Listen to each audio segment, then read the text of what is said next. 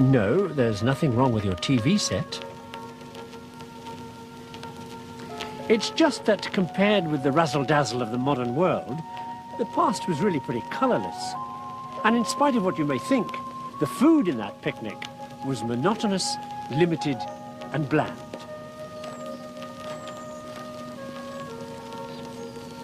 So it's odd that ad men today tend to sell consumables like this, with images of the past like this.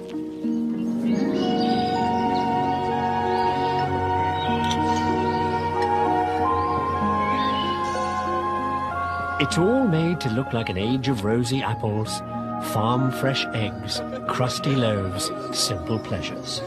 The way things used to be. The real thing. Truth is, of course, our food's far healthier than theirs ever was, whatever the commercial tells you. Why?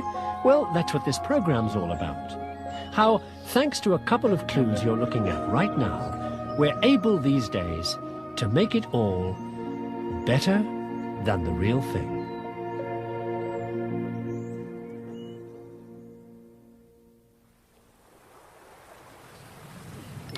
I suppose if the naughty 90s, the 1890s that is, really were naughty, one of the reasons was this piece of immoral technology. I mean, back then, riding a bike was playing fast and loose, not what nice boys and good girls did. Thanks to the bicycle and the new rubber tires, it was the latest daring thing to do to go out into the country on a picnic before you were married. But a girl still had to stay respectable, which wasn't easy on a bike. Even though some woman in Seneca, New York, called Amelia Bloomer, had invented bloomers to make cycling more respectable, that still left the immoral matter a visible ankle. So the only way to save your reputation from getting the boot was getting a boot, which was a royal pain in the lower leg because it took all day to do up the laces. Until, yippee, around 1913, an engineer called Sundbach came up with the answer. Which, speaking of morals as we were, was great news for a multiple bigamist who had 5 simultaneous wives and called all his daughters Mary so as not to blow his cover. He loved zippers on boots because this guy made the machines that made the boots. Meet Isaac Merritt Singer of the sewing machine of the same name, a mechanic turned actor turned social climber who beat his women up, a real sweetheart.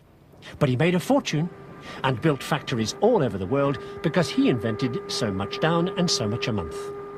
And something else you'll see now. You can't really miss it.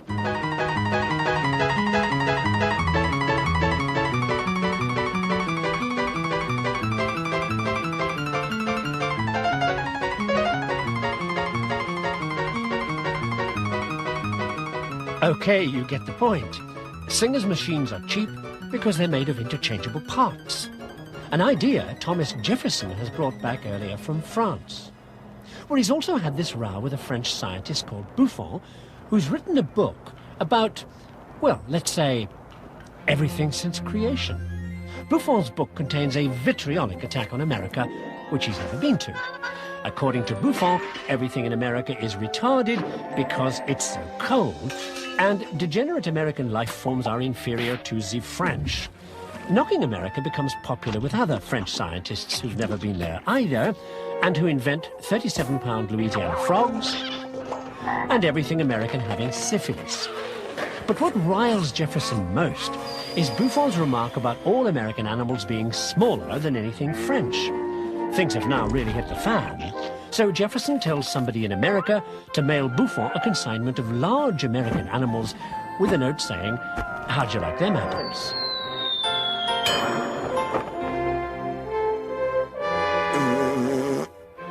The Americans make their point. Buffon eats his words. And that's the end of that.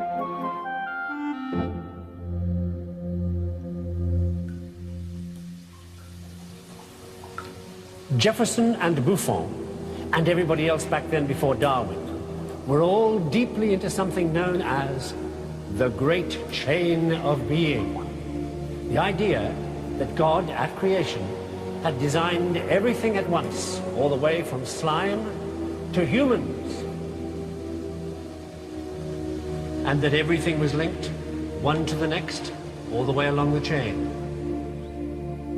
So slime was almost bugs, and bugs were almost cells, all the way up to human beings being almost angels. Keep that in mind, because the next guy in my great chain had it in his.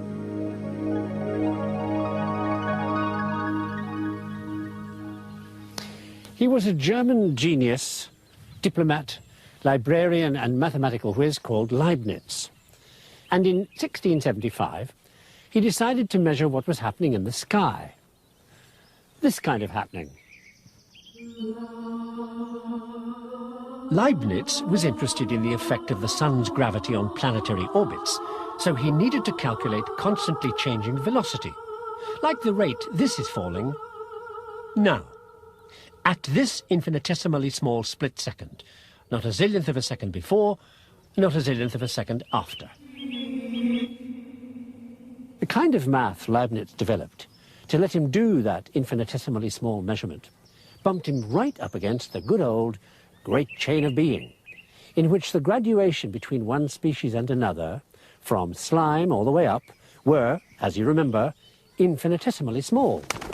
So Leibniz said, I bet there are links between species so infinitesimally small, you can't see them with a human eye. And like all those hotshots you love to hate because they always win their bets, he only said that because he had seen them. 300 letters written by a Dutch shop assistant and microscope freak called Leeuwenhoek to this pompous lot of old twits in the English Royal Society. The letters are all about what Leeuwenhoek has seen through his new microscope, teeny-weeny animals.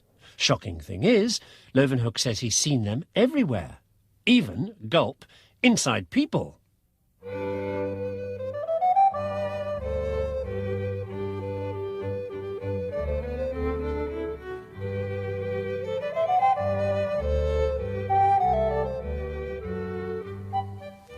Now, lenses started getting everybody down to real detail, and that meant getting closer to the truth about the great chain of being.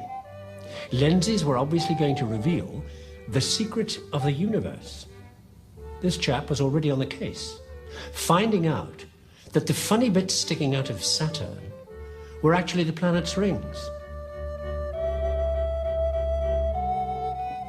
Now, unlike Leeuwenhoek, this guy, Christian Huygens, has been everywhere, studied everything, and knows everybody, and decides to find out how to improve these amazing lens things, which means he's going to have to shed some light on why they're so bad at the time. How bad? We'll take a look at what he's seeing, and you'll see. See? Huygens, being an intellectual, takes a theoretical approach to the problem. If light is what brings the images of anything to your eye, then how does light itself actually move? Huygens decides that light is made of little particles that hit other particles and pass their force on through them to others. In a straight line, like this.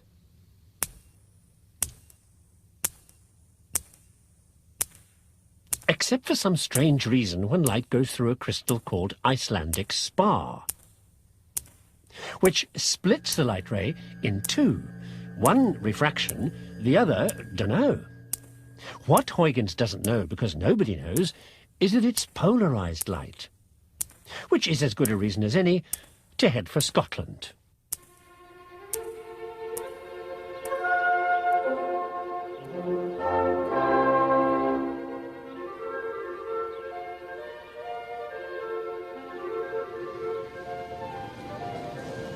Things took a turn for the tartan when in 1828 an Edinburgh University geology type called Nicol, who was into rocks and crystals and such, fiddled around with a bit of Icelandic spar and came up with a thing called a nickel prism that would produce that strange polarized light on demand. Now, Nicol had already been making super thin slices of rock, so thin they were almost transparent, and looking at the rock structure detail with a microscope. And then he realized If you made super thin slices and shone the polarized light through them, some of the rock structures would affect the light according to what their molecular structure was. Like this, look. That's limestone, basalt, granite. Now, somebody somewhere was desperate to know about this magic ability to see through rocks, right? Except Nickel didn't tell anybody. So how do I know? Well, let me show you with a couple of polarized lenses. One on the camera, you put yours in, Jim, thank you, and one in my hand. Have you ever tried doing this with polarized lenses? See? That's because when you rotate the lenses, you rotate the polarized beams of light. And when the two beams are at right angles to each other, they cancel each other out. Then you go on rotating, and there comes the light again. In 1840, that trick boosted the whole economy because it got used to analyze sugar molecules, and sugar then was like petroleum today. Sugar profits encouraged investment in Scottish industry. Now, industry needed metal, and for that you needed better burning coal than Scotland had. Till some guy blasted hot air into coal furnaces, and bingo, you're looking at Scottish steel. Being able to use the local low-grade coal turned Scotland into an iron-making industrial country overnight. And all that ironstone and coal the Scottish miners started digging out of the ground kicked off a mining boom that would finally make nickel famous. Well, kind of. See, this fellow called Witham had met Nickel at Edinburgh University, and Nickel had told him all about those super-thin rock slices, remember? Now, the rock that turned Witham on, these are funny people, was coal, and especially the fossilized vegetables that the Scottish miners had started discovering in the coal seams. So Witham, what else, started slicing.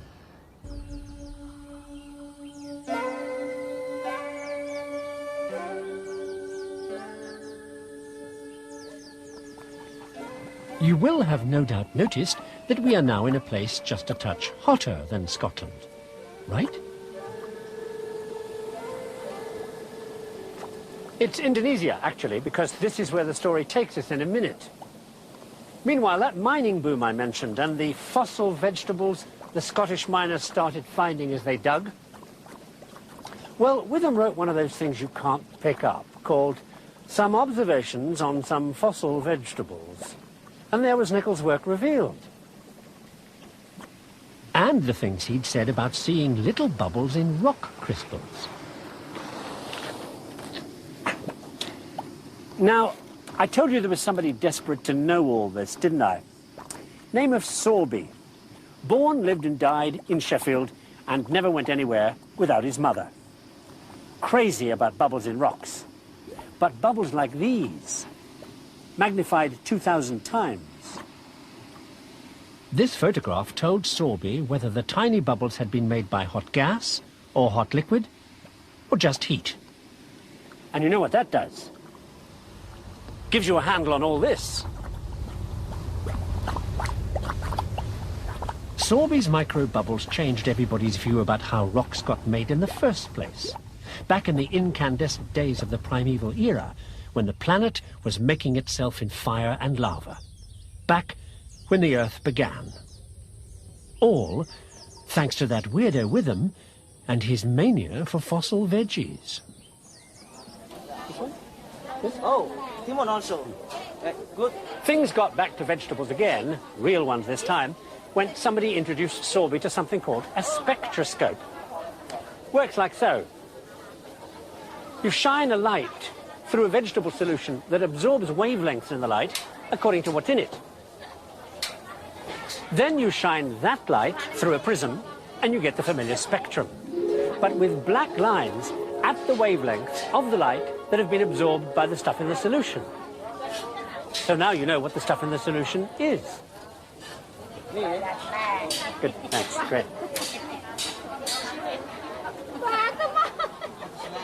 By 1867, Sorby was doing that solution trick with boiled up autumn leaves to see if he could find out what caused them to change colour in autumn.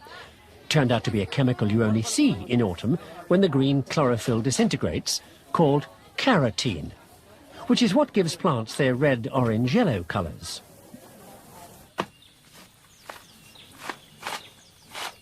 Now, the thing about carotene is what you're looking at now, or any time, because carotene's part of the way your eye works, and without it you can't see. Well, you can't see at certain times of day, or in certain circumstances which you can guess we are now approaching. Watch what happens when you go from light to dark, like this. First of all, you can't see anything in the dark bits, and then your eye kind of goes into automatic exposure mode, and gradually, here comes your vision back. A bit grainy, but you can see. Here's what's actually going on. On the retina at the back of your eye, you've got these purple things called rods, very sensitive to dim light, so they let you see in the dark. When you go into a brighter environment, the rods bleach yellow, and you're now in bright light operating mode. It's carotene that does the trick by causing the yellow to change back to purple once you're back in the dark. Without carotene, that doesn't happen. So if you're carotene deficient, all you see in the dark is nothing.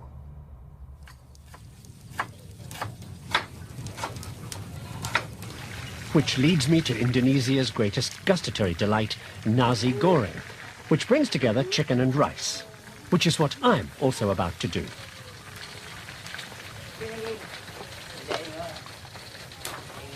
You see, back in 1886, when the Dutch were running this country, they got all worked up about a very nasty disease called beriberi that was putting colonial administrators into hospital. So this young medical researcher called Eichmann notices some chickens, normally fed on hospital leftovers, staggering about with symptoms remarkably like beriberi. So he does nothing about it. Until one day, the hospital gets a new cook. Now, the new cook isn't going to give fancy rice specially prepared for Europeans, that is, polished, to chickens, leftovers or not. If the rough, unpolished stuff was good enough for the local Javanese, it was good enough for chickens. Shortly after this, Eichmann suddenly starts to notice chickens that aren't looking foul anymore. These birds are looking healthy. Takes a closer look at the problem and discovers it's the rice. Once the chickens had switched from polished rice to unpolished rice, they'd completely recovered from bird beriberi and become once again well enough to turn into nasi goreng.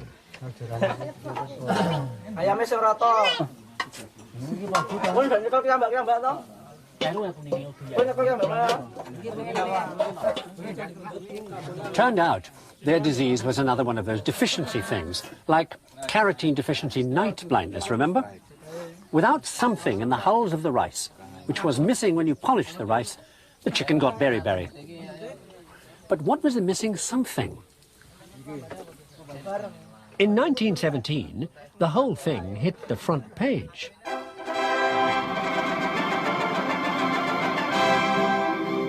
World War I ships taking food to Britain were being hit so hard and so regularly by German U-boats that the country was in deep trouble. Britain was down to 4 weeks' food reserves. There was only one thing to do: tighten their belts and cut down on the amount of food you got. So Britain introduced rationing. But would rationing give people enough food to survive? Anyway, what was a healthy diet? So a guy called Gowland started taking a close look at the eating habits of rats and discovered that even if you gave rats more food than they could eat, without a particular kind of food in their diets, they wouldn't grow.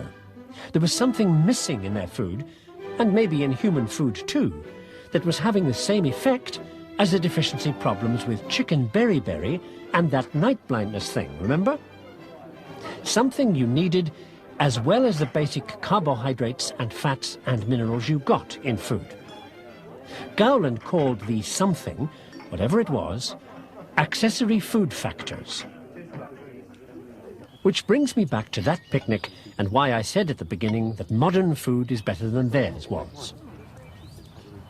It didn't take long to find out what the mystery food factors were that you had to have in your diet. We call them vitamin A, B, B1, B12, C, D, and so on, because when they were discovered, we didn't know what chemicals they were, so they just got letters. So there you have it. Thanks to bikes and zippers and sewing machines and light waves and fossils and Dutch chicken, we got vitamins. And enrichment, enhancement, and all those other names we give it when the food's better than the real thing. Oh, you know what the food was that the rats weren't getting? Milk. Don't forget to drink yours.